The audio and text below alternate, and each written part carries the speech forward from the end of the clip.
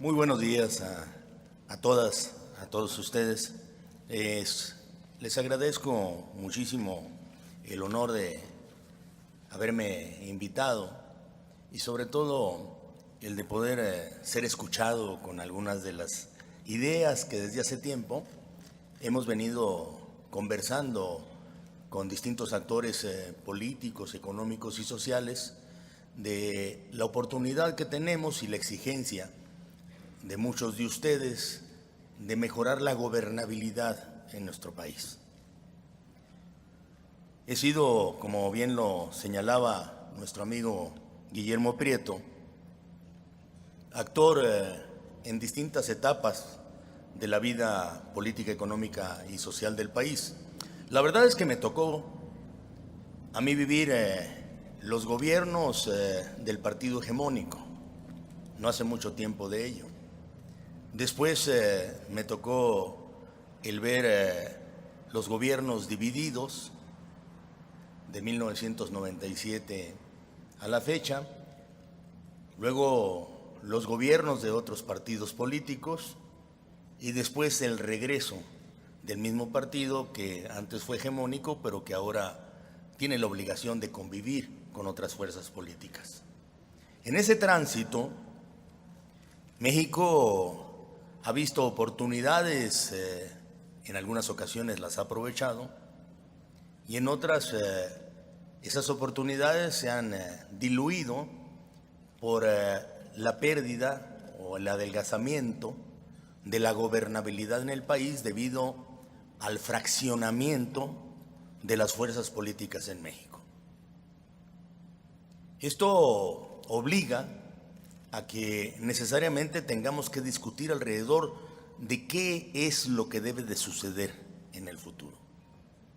Sostengo y he hablado de ello durante mucho tiempo, desde la Cámara de Diputados, el Senado o el mismo partido político, de que es necesario revisar la mejor forma de gobierno que le dé a nuestro país lo que ustedes y todos nosotros estamos exigiendo. Fórmulas para garantizar y enriquecer la certeza de todo tipo, pero en especial la certeza jurídica de donde se desprenden todas las demás. Adicionalmente, la seguridad de poder predecir qué es lo que va a pasar con reglas del juego que funcionen perfectamente bien. Y tercero, la convivencia en la pluralidad. Hoy vemos cómo no nada más nuestro país, sino muchos otros países del mundo están viendo cómo sus sistemas políticos tienen que adecuarse y tienen problemas para que en esa adecuación funcionen y funcionen bien. Algunos son sistemas políticos que de una u otra forma parecen sencillos de interpretar. Otros más son bastante complejos en su fórmula para funcionar, pero funcionan. Hoy tenemos la posibilidad de ver la experiencia que como nunca antes se había observado de lo que puede suceder en nuestro vecino país, que son los Estados Unidos de Norteamérica, en una elección que vivirá definitivamente el próximo 8 de noviembre. Y en donde pocos pueden dominar en el escenario, el que es posible tengan un presidente, un candidato más votado que el otro que va a ser electo presidente. Pero las reglas funcionan. A lo mejor son muy complejas en su interpretación. Y pocos también descubren que no obstante que hay votos efectivos y votos electorales, los votos electorales posteriormente, en el mes de diciembre, se harán efectivos en una votación en la que no necesariamente están obligados todos los que fueron seleccionados como votos electorales, como votadores o votantes electorales, a votar por el partido político o por el candidato que triunfó en cada una de las entidades. No quiero seguir hablando sobre lo complejo del sistema electoral en los Estados Unidos, porque algunos de nuestros amigos aquí que nos visitan de Brasil o de Francia o de Venezuela o de lo que puede ser Argentina o diversos países del mundo, tienen sistemas electorales bastante complejos, sistemas políticos que también lo son. Pero lo que nos preocupa y lo que nos ocupa a los ciudadanos comunes y corrientes es que funcionen y que den certeza jurídica. Y ese es el punto. En México hemos vivido en los últimos años un gran cambio. Y un gran cambio en el que muchos interpretan que México vivió junto con la alternancia, la transición. Y no saben distinguir o no quieren distinguir en que uno es una cosa y la otra es otra. Qué bueno que la pluralidad nos llevó a enriquecer la vida de este país con la alternancia. Qué malo que esa alternancia no nos haya traído la transición de un sistema político a otro. Y me explico. Durante mucho tiempo en nuestro país se discutió, sobre todo en el siglo pasado, si los gobernantes eran totalmente legítimos porque habían sido votados por el 50% más uno de los electores que acudían a las urnas. Hubo en el siglo pasado incluso presidentes que, como en 1976, obtuvo cerca del 94% de la votación. Algunos de los aquí presentes lo recordarán porque lo vivieron y otros porque lo leyeron, que son más jóvenes. ¿Cómo pudo obtener 94% de la votación el candidato a la presidencia de la República en México en 1976? Porque era el único candidato. No había otro candidato. Creo que hizo campaña Valentín Campa como candidato del Partido Comunista, que no tenía registro. En ese año se inició la conformación de un régimen que reconociese más la pluralidad, porque íbamos en una ruta más que definida a parecernos al Partido Comunista de la Unión de Repúblicas Socialistas y Soviéticas. Pero era un sistema que hacía funcional los temas en ocasiones, pero muy caprichoso y sobre todo que dependía mucho de las habilidades personales. Se lleva a cabo una reforma política en 1976, se le da el registro ya definitivo al Partido Comunista, al Partido Demócrata, se habla de ahí surgen los diputados plurinominales y sucede una magia, porque como muchos otros países de nuestro hemisferio que vivían movimientos guerrilleros en aquel momento, la política hizo sus efectos. En el momento del reconocimiento del Partido Comunista, del Partido Demócrata Social, que era más bien todo aquello que había subsistido del sinarquismo, se empezó a configurar una paz social en México muy importante, porque los movimientos guerrilleros se vinieron difuminando. Y no porque, como decía un amigo, a todos estos se les combatió y se les acabó, sino más bien porque se les convocó y se les metió al sistema. Dentro del sistema, entonces, ellos ya se sentían incluidos y dejaron de existir los movimientos sociales y guerrilleros que siguieron todavía en algunos otros espacios de nuestra América. Era una ruta con la cual podíamos hacer, mediante la política, la reconciliación de nuestro país. Duró un buen espacio esto, con algunos fracasos de decisiones unilaterales por parte de algunos presidentes, hasta que en 1988 En México vino una elección sumamente debatida alrededor de si se había ganado o no con el 50% de los votos en ese momento. No se discutía si el candidato del partido hegemónico, del PRI, había ganado o no. Se discutía si lo había hecho con el 50% de los votos o no. La verdad es que esa discusión era sobre la legitimidad en el siglo pasado. Tomó posesión y se llevó a cabo una gran reforma política que generosamente nos trajo una serie de acomodos en la modernización que hizo que el país pudiera salir adelante con modificaciones estructurales de gran calado, dentro de las que se pudieron incluir lo que hoy está a debate, que es el Tratado de Libre Comercio, las modificaciones al artículo 130 constitucional, nuestras relaciones con las iglesias que no estaban reconocidas, el 27 constitucional, más un sistema electoral, garantía porque nunca más el gobierno iba a hacer las elecciones, las iban a hacer órganos autónomos, y también una Comisión Nacional de Derechos Humanos para que tuviéramos la seguridad de que estos se combatían de verdad. Pero ese 1988 no permitió que hiciéramos el cambio verdadero del sistema político.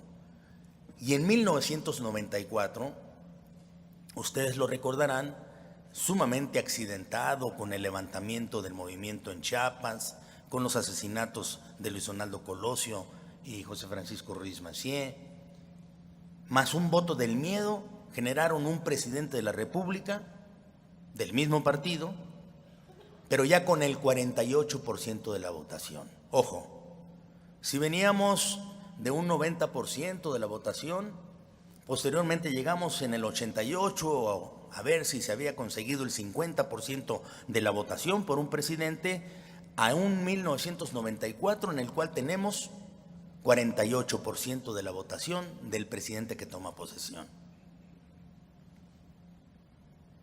No se quiso observar bien que necesitábamos cambiar el sistema político porque ya los partidos se estaban fragmentando. Para el 97 tuvimos el primer gran signo de fondo. El PRI, como partido hegemónico, pierde el control de la Cámara de Diputados y solamente consigue el 47%. Venimos del 90, 50, 48, 47. Y para el 97. Para el 2000 las cosas se ponen peor, aunque mejor por el tema de la alternancia. El candidato que triunfa no es del partido que tradicionalmente ganaba las elecciones, pero gana con el 42% de la votación.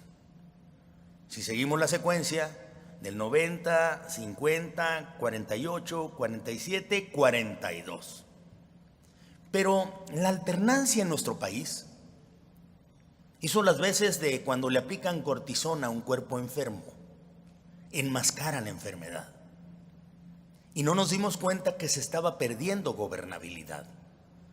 Porque si bien es cierto, tomaba posesión un presidente de la República, con el 42% ya no se combatía la legitimidad con la que lo había hecho. No menos cierto es que las cámaras, tanto de senadores y de diputados, estaban fragmentadas y nadie tenía mayoría y estaban obligados a pactar. El aprendizaje, porque no había reglas para pactar, fue duro, fue difícil. Porque casi siempre, como no hay reglas para pactar, se desconfía y se sospecha sobre los acuerdos que se pueden llevar a cabo entre unos y otros, cuando eso es lo que queremos que suceda.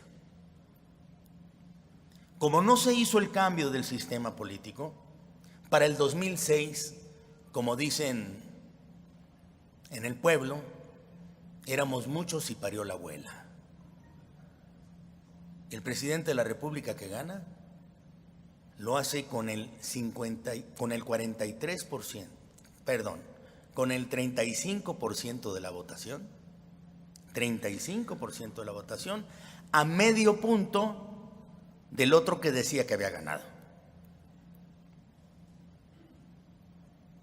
Veníamos entonces de 90, 50, 48, 47, 42, 35.6. Y entonces empezamos el combate.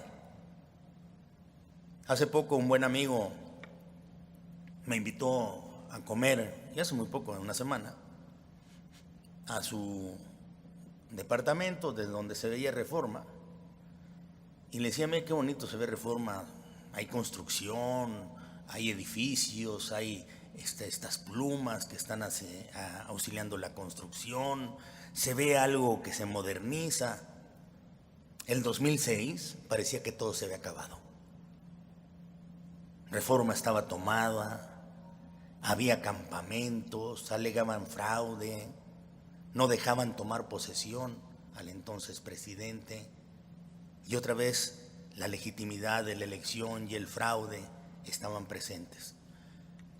Yo era senador de la República en ese momento. Y el día 1 de diciembre, que era el día de la toma de posesión, del que el Tribunal Electoral había dicho que había ganado, Felipe Calderón, nos preparábamos para asistir al acto de protesta. Pues a final de cuentas lo teníamos que hacer, era nuestra obligación. Y fui abordado por varios seguidores del que decía que le habían hecho fraude, para pedirme que en un acto patriótico no asistiéramos como fracción del PRI a la toma de posesión del señor Felipe Calderón. Con lo cual no había quórum entonces en el Congreso y el señor no podría protestar, cumplir y hacer cumplir la Constitución General de la República. Y con eso sería suficiente como para que cualquier acto en el futuro estuviera negado de pleno derecho y fuera combatido en cualquier instancia nacional e internacional. Vamos, me proponían el caos, ya que no saben que era posible hacerlo, pero era lo más irresponsable que hubiera sucedido. Lo que hicimos fue asistir. Por cierto, no fue fácil entrar. Tenían cadenas en las puertas. Las curules las tenían amontonadas en cada una de las puertas. Estoy seguro que muchos de ustedes lo recuerdan. Yo lo viví. Vi como incluso a un senador, amigo mío, del Partido Acción Nacional, le dieron técnicamente un curulazo. Se hablaba de que había bombas molotov adentro. Fue el caos total. Me llama mucho la atención a mí porque lo viví y lo vivieron, y quienes lo vivieron junto conmigo hoy en día todavía se atreven a discutir si es necesario o no hacer cambios al sistema político para dar gobernabilidad y certeza jurídica, estabilidad y con ello tener crecimiento económico. Que ese es el punto y esa es la ruta por donde tenemos que acercarnos. Pudo instalarse ese gobierno con dificultades, la verdad, muchas dificultades. Y entonces nos fuimos al 2012. Y aparentemente mejoraron las cosas, pero no tanto. El presidente de la República, el hoy presidente de la República, es votado por el 38% de los mexicanos, pero en realidad su partido político, que es el mismo en el que yo milito, tuvo solamente 31% de votación. Si vemos entonces, la caída sigue. Su mayor acto de legitimidad, no obstante el 31% de la votación, 38% con el Partido Verde, pero el Partido Verde valía un poco en ese momento, hoy no lo es tanto.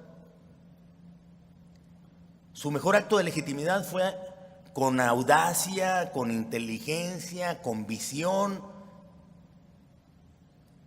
hacer un pacto por México que giraba alrededor de la voluntad de los actores políticos, no de la ley, no de lo que marca la Constitución, sino un acto voluntarioso, correcto, en el sentido correcto, de distintas fuerzas políticas, que duró hasta que duró, porque no está reglamentado en la Constitución ni reglamentado en la ley. Generó transformaciones importantes que yo jamás me atrevería a regatearle al presidente Enrique Peña Nieto, en el sentido correcto. Sé que muchas de esas transformaciones necesitan adecuaciones. Creo que debe de adecuarse la parte fiscal, nunca me gustó completamente. Se debe de adecuar la parte energética, algunos ajustes necesarios, la parte de la reforma educativa, sobre todo en el entender el panorama y el gran mosaico de la pluralidad en México. Pero a final de cuentas, sea cual sea el tiempo y sean quienes sean los críticos, habrán de aceptar que ese pacto en buena parte le trajo un objetivo correcto a un país que necesitaba aire fresco. Se rompió el pacto y empezaron nuevamente las fuerzas fragmentadas del país a evitar los acuerdos. Y esos acuerdos, al evitarse, pues entonces detienen en buena parte la marcha del país. Y es aquí en donde llegamos al punto. ¿Qué se pronostica para el 2018 en México, en las elecciones? Que posiblemente, maestro Moreno, que posiblemente el próximo presidente de la República tome posesión con el 30% de la votación, o menos, por la fragmentación del voto. Podría haber 9 candidatos en competencia, teóricamente, en la pluralidad de nuestro país. De esos, y quizás si se encuentran en coaliciones electorales, esas coaliciones electorales dejen 5 o 6 candidatos en competencia en lugar de 9. Pero ese es el pronóstico.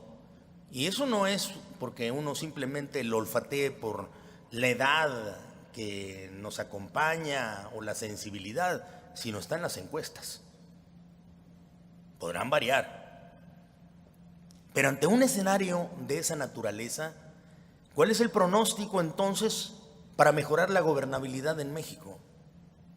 ¿Cómo nos vamos a acercar a los necesarios acuerdos para garantizar gobernabilidad, con ello certeza jurídica, con la certeza estabilidad, con la estabilidad crecimiento, con el crecimiento empleo y a través del empleo obtener entonces el bienestar para los mexicanos? Creo que una de las tareas que nos podemos imponer es el voluntarismo. Ojalá y el que llegue le sepa y le sepa bien. Hoy acudo yo mucho también a las casas no de encuestas sino de apuestas en los Estados Unidos.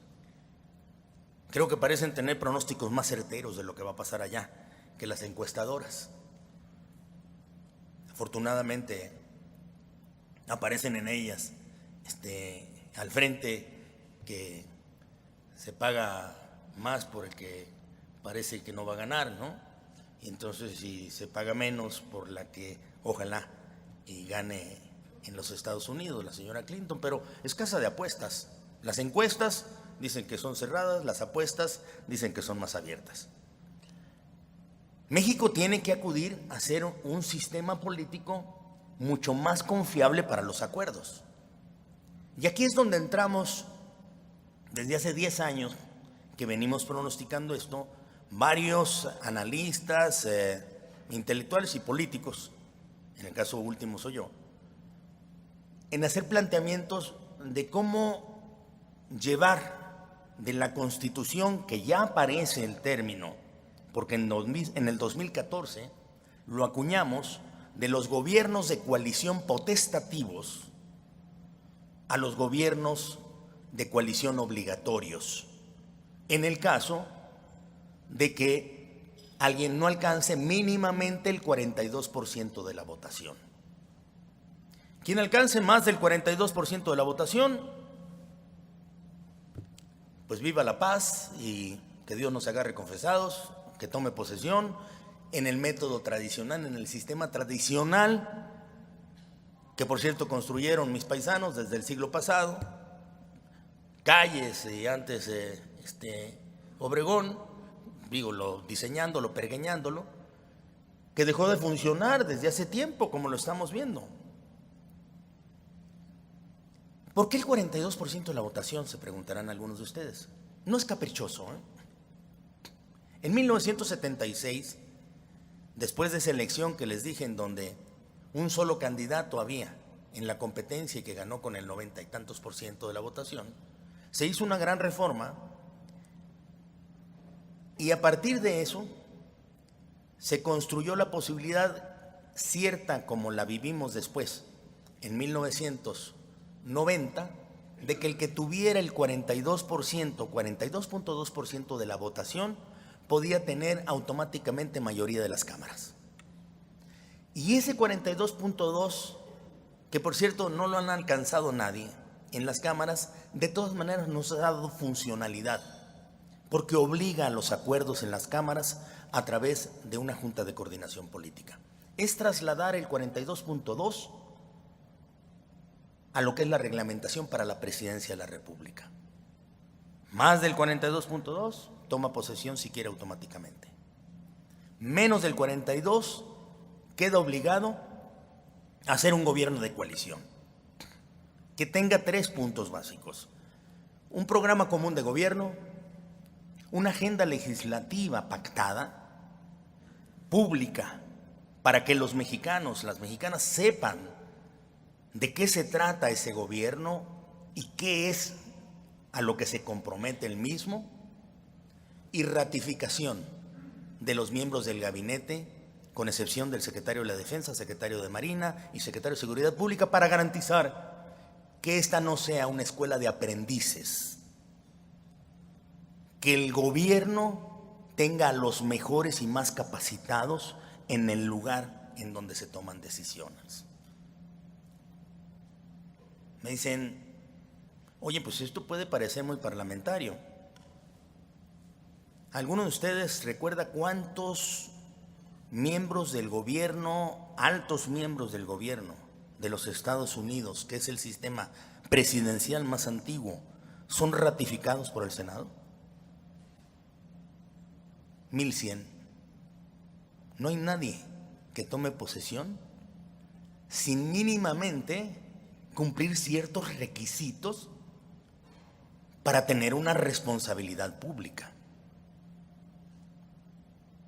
Ya no nos damos cuenta que eso sucede en Estados Unidos, porque el presidente de la República en turno ya no envía a cualquiera, no envía a cualquiera a la ratificación. Debe de tener cartas credenciales que lo habiliten, o como economista, o como ingeniero, o como mínimamente un hombre de experiencia en los temas del comercio y la comunicación. Y el Congreso, es cierto, en ocasiones detiene a algunos de ellos.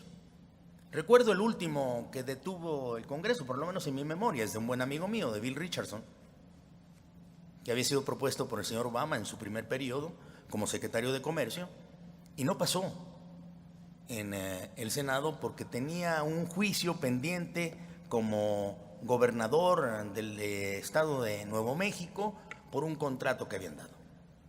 Se resolvió favorablemente a él después de 2 años, pero él nunca pudo tomar posesión mientras tuviera ese juicio. Bueno, a final de cuentas hay un mecanismo de control al presidencialismo en los Estados Unidos, gracias a Dios, sobre todo por lo que venga. Hay un mecanismo de control al gran poder que puede tener un presidente de la República. Estaba leyendo sobre los 25 mejores gobiernos en el mundo. Y veía qué tipo de gobierno era. No es caprichoso tampoco esto, es en base a el nivel de educación, el nivel que tienen de bienestar, el nivel de salud que viven, crecimiento económico, seguridad jurídica. Son una serie de temas que son evaluados para decir quiénes son los mejores gobiernos.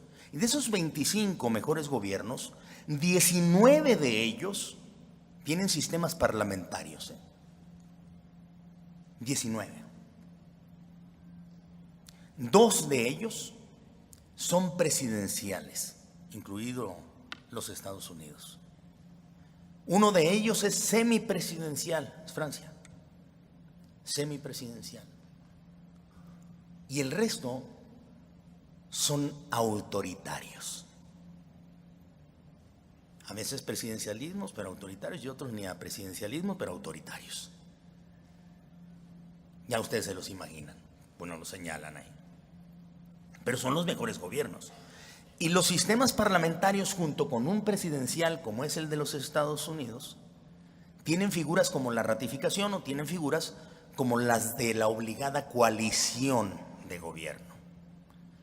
Y quiero distinguir algo porque luego nos confundimos. Los partidos políticos dicen, eso ya existe, la coalición electoral. Pero fíjense nada más en qué mundo y qué formas del sistema todavía conservamos en nuestro país. Desde 1976, que es la reforma del 79 con Reyes Heroles, electoral, se permiten las coaliciones electorales. Pero hay un apartado en la misma ley que subsiste que dicen que las coaliciones electorales duran hasta un día después de las elecciones. Y ahí se acaban. Cualquiera de nosotros diría, ¿y por qué no dice la ley que las coaliciones electorales se convierten en gobiernos de coalición para dar certeza jurídica después? No, se planteó de esa manera y entonces los partidos pueden coaligarse y el día de la elección se acaba la coalición y cada quien agarra por su lado. Pues me parece que es como si la ley civil dijera que el matrimonio se acaba en el momento en que se ve consumado. Me parece lo más absurdo, pero hay que modificarlo. Y por eso la propuesta de muchos de nosotros que estamos poniendo sobre la mesa es de que la Constitución prevea gobiernos de coalición obligatorios que den certeza jurídica, mejoren la gobernabilidad y la estabilidad. Termino esta participación diciéndoles, durante mucho tiempo se comentó que la legitimidad de los gobernantes traían la estabilidad y la gobernabilidad. Hoy, ante el fraccionamiento de todas las fuerzas políticas en el país, en donde es posible que nadie alcance un triunfo electoral con más del 30% de la votación, con seguridad les digo, lo que trae la legitimidad es la gobernabilidad. Si mejoramos la gobernabilidad, podemos llegar a la legitimidad. Pero hoy la legitimidad no trae gobernabilidad. Tenemos que empezar a pensar en algo nuevo y blindar a nuestro país y construir la fórmula que nos dé a todos, absolutamente a todos, certeza en el gobierno, certeza jurídica en las acciones de cada uno de ellos y estabilidad política por mucho tiempo. Si lo logramos con un sistema político que yo digo se agotó, es la hora de que repensemos ello y que en el 2018 evitemos el vivir nuevamente un escenario tan convulso y tan difícil como el que nosotros vivimos en el 2006, en el que parecía que todo se había terminado. Me dijiste 20 minutos, ¿eh? Llevo 30, muchas gracias.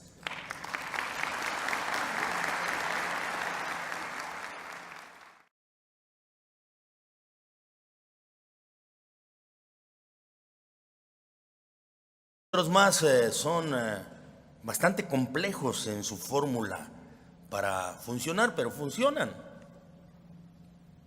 Vamos, hoy tenemos la posibilidad de ver la experiencia que como nunca antes se había observado de lo que puede suceder en nuestro vecino país, que son los Estados Unidos de Norteamérica, en una elección que vivirá definitivamente el próximo 8 de noviembre. Y en donde pocos pueden dominar en el escenario el que es posible tengan un presidente, bueno, un candidato más votado que el otro que va a ser electo presidente. Pero las reglas funcionan. A lo mejor son muy complejas en su interpretación. La certeza jurídica de donde se desprenden todas las demás. Adicionalmente, la seguridad de poder predecir qué es lo que va a pasar con reglas del juego que funcionen perfectamente bien. Y tercero, la convivencia en la pluralidad. Hoy vemos cómo no nada más nuestro país, sino muchos otros países del mundo están viendo cómo sus sistemas políticos tienen que adecuarse y tienen problemas para que en esa adecuación funcionen y funcionen bien. Algunos son sistemas políticos que de una u otra forma parecen sencillos de interpretar. Otro en distintas etapas de la vida política, económica y social del país. La verdad es que me tocó a mí vivir los gobiernos del partido hegemónico, no hace mucho tiempo de ello. Después me tocó el ver los gobiernos divididos de 1997 a la fecha, luego los gobiernos de otros partidos políticos y después el regreso del mismo partido que antes fue hegemónico, pero que ahora tiene la obligación de convivir con otras fuerzas políticas. En ese tránsito, México ha visto oportunidades, en algunas ocasiones las ha aprovechado, y en otras esas oportunidades se han diluido por la pérdida o el adelgazamiento de la gobernabilidad en el país debido al fraccionamiento de las fuerzas políticas en México. Esto obliga a que necesariamente tengamos que discutir alrededor de qué es lo que debe de suceder en el futuro. Sostengo y he hablado de ello durante mucho tiempo, desde la Cámara de Diputados, el Senado o el mismo partido político, de que es necesario revisar la mejor forma de gobierno que le dé a nuestro país lo que ustedes y todos nosotros estamos exigiendo. Fórmulas para garantizar y enriquecer la certeza de todo tipo, pero en especial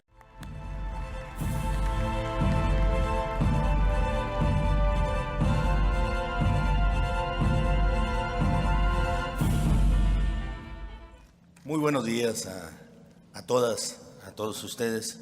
Les agradezco muchísimo el honor de haberme invitado y sobre todo el de poder ser escuchado con algunas de las ideas que desde hace tiempo hemos venido conversando con distintos actores políticos, económicos y sociales de la oportunidad que tenemos y la exigencia de muchos de ustedes de mejorar la gobernabilidad en nuestro país. He sido, como bien lo señalaba nuestro amigo Guillermo Prieto, actor